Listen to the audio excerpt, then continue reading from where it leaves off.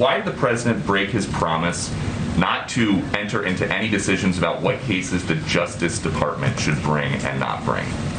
How did he break his promise? Well, he was asked if the DOJ should prosecute people who defied January 6th committee subpoenas, and he did not say, I will let the Justice Department decide. He said yes.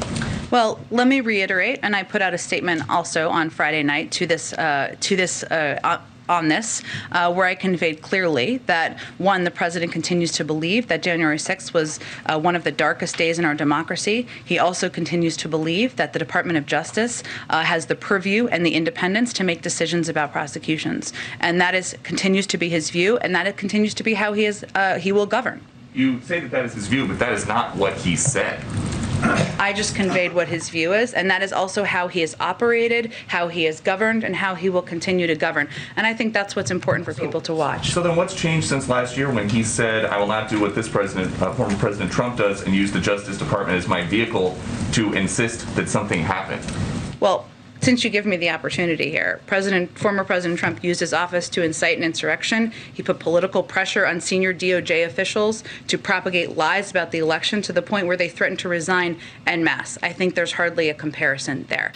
What's up, everybody? Major Retired Richard Ojeda here, and count me in as part of the Psaki fan club. In fact, get me a t-shirt. I'll be happy to wear it in my next video. This woman is cutthroat, take no crap, pull no punches, and when Fox Propaganda Network sends in one of their trolls masquerading as a reporter, she destroys them just like she did in this clip. You know, this jackaloon is trying to hit Psaki with one of those got you moments, and instead she hits him back with a frontal kick to the chest. Nice. President Biden is in no way, shape, or fashion putting his thumb on the Justice Department. He was asked a question: if someone breaks the law, should they be prosecuted? His response: yes, they should. How in the hell does this moron interpret that response as President Biden applying pressure to the Department of Justice? You know, he should know the difference. After all, he watched Donald Trump for the past 4 years. Newsflash, criminals are going to get prosecuted. The Department of Justice doesn't need the president to tell them how to prosecute criminals. That is their job. Maybe reporters should stop asking the president and Psaki dumb questions, and we can basically focus on the real story here. What are Bannon and Mark Meadows hiding? Why are they so afraid to testify in front of the January 6th committee? Who are they protecting? What evidence are they covering up? These are the questions the American people want answers to. Maybe Peter Doocy should start asking those type of questions, and Psaki can take a break from humiliating him for a day. But I really hope that he doesn't, because honestly, I love watching her smoke him like a cheap cigar. My favorite part of this clip is when this asshat repeats his stupid argument and she lets him have it. You know, since you brought up the former president, let me break it down for you.